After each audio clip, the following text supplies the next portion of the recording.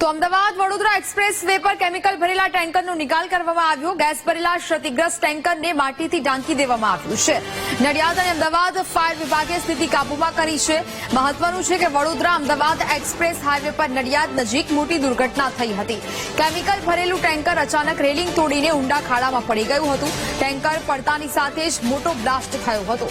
બ્લાસ્ટને કારણે chemical leak થયું હતું અને ધુમાડાના ઘૂંટે ઘૂંટા ઉડ્યા હતા।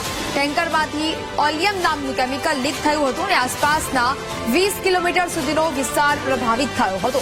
નજીકના ગામડાઓ અને હાઈવે પર લોકોને કેમિકલથી આંખ અને ગળામાં બળતરા સહિત શ્વાસ લેવામાં તકલીફ થઈ હતી। અકસ્માતની જાણ થતાં અમદાવાદ અને નડિયાદ ફાયર વિભાગની ટીમ સહિત સ્થાનિક તંત્ર અને પોલીસ દોડતી આવી હતી।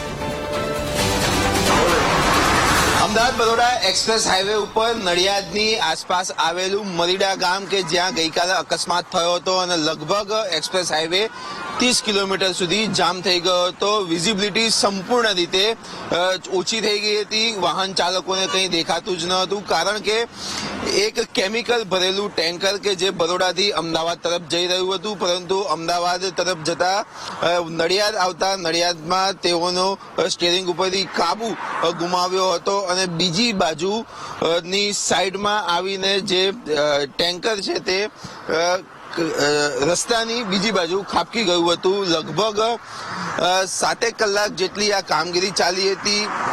કેમિકલ જે હતું, કેમિકલના કારણે આસપાસના વિસ્તારોમાં વિઝિબિલિટી સંપૂર્ણપણે ઓછી થઈ ગઈ હતી। અત્યારે પણ આ કામકાજ અત્યારે સ્થાનિક તંત્ર દ્વારા લેવાઈ રહ્યું છે। તમે જે રીતના વિઝ્યુઅલ જોઈ રહ્યા છો તેમાં દ્રશ્યમાં સ્પષ્ટ દેખાઈ આવે છે કે હજી પણ જે કેમિકલ વાળું ટેન્કર કે જે ઊંધું પડ્યું છે તેમાંથી હજુ પણ ધુવાડા નીકળી રહ્યા છે। ગઈકાલની વાત કરવામાં આવે તો આ ધુવાડા 20 થી 15 કિલોમીટરના વિસ્તારમાં જોવા મળ્યા હતા। લગભગ આસપાસના ગ્રામજનોને પણ અન્ય સ્થળોએ સ્થળાંતર કરવામાં આવ્યું હતું। મરીડા ગામના સરપંચ આપણી સાથે છે, તેમની સાથે વાતચીત કરીશું। સરપંચ, વાત કરવામાં આવે તો આખી ઘટના શું હતી અને કઈ રીતે તમને જાણ થઈ? ઘટના બન્યા પછીની આખી પરિસ્થિતિ ગામની કેવી હતી? આસપાસના વિસ્તારોની પરિસ્થિતિ કેવી હતી? બરોડા ही અમદાવાદ જતી ટેન્કર હતી કેમિકલની સાહેબ। એમાં મને એક ભાઈએ ફોન કરતો કે ભાઈ ટેન્કર અહીંયા આગળ પલટી માર્યું છે, આગ લાગી છે, એટલે મને કે તમે 5 બીગરમાં જણાવો। તો મેં 5 બીગરમાં જણાવતો 5 બીગર 10-15 મિનિટની અંદર આવી ગઈ હતી। અમે આગ કાબુ કરવામાં 5 બીગર થી કાબુ ના થઈ તો ધુમાડા ही ગામમાં ધુમાડા લગભગ 20 થી 25 કિલોમીટરના અંદરે ધુમાડા પહોંચી જતા ગામના સ્થાનિકોને ઉધરસના ચક્કરની તકલીફ હતી। એટલે એના કારણે અમારા જાણ થતો કે મને ફોન આવતો કે આવી ગામમાં પરિસ્થિતિ છે, તે એના લીધે અમે ગામમાં આખા ગામમાં જણાવતો રહીશોને સ્થળાંતરે કરતા એમના સગા સંબંધીના તહીં કહેતા રહ્યા પબ્લિક, એવું હતું। વાત કરવામાં આવે તો કેવો ધુવાડા કેવા હતા? ધુમાડા તો સાહેબ ભાઈ આગળ જોડે જોડે ઉભા હોય ને તો એ દેખાય ને એટલા ભયંકર હતા। તલાટી મંત્રી પણ આપણી સાથે છે, ગામના તલાટી મંત્રી સાથે પણ વાતચીત કરીશું।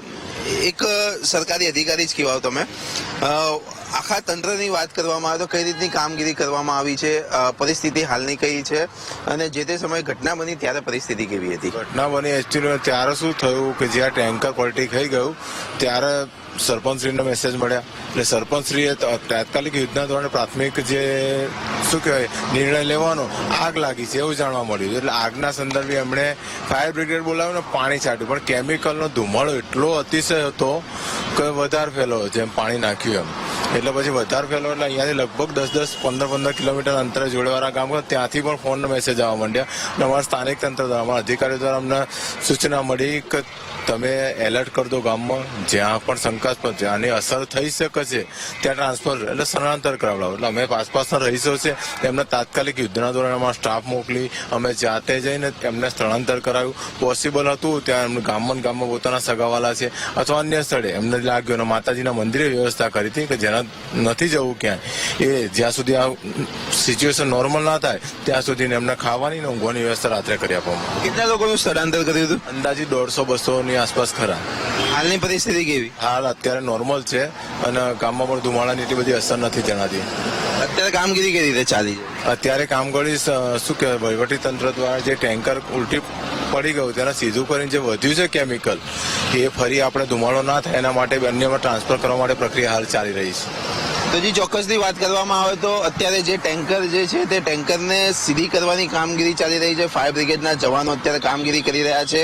આ ઉપરાંત મહત્વની વાત કરવામાં આવે તો જે ટેન્કરમાં કેમિકલ હતું અને આખો જે ધુવાડો ફેલાયો હતો અને તેના કારણે આસપાસના ગ્રામ્ય વિસ્તારોમાં શ્વાસ લેવો પણ મુશ્કેલ બની ગયો હતો. ત્યારે અત્યારે હજુ પણ અંદર કેમિકલ હોવાની વાત સામે આવી રહી છે અને કેમિકલને બીજા માં ટ્રાન્સફર કરવામાં પણ આવશે, જેના કારણે વધુ આગ પ્રસરે નહીં. એટલે કે લગભગ કહી શકાય કે 12 કલાકથી વધુનું આ જે ઓપરેશન અત્યારે હાથ ધરવામાં આવ્યું છે. ત્યારે આ ઓપરેશન કેટલા કલાક બાદ હજુ પણ પૂરું થશે તે જોવું રહ્યું. કેમેરામેન અજય પટેલ સાથે પાર્થ જાની, વીટીવી ન્યૂઝ, અમદાવાદ.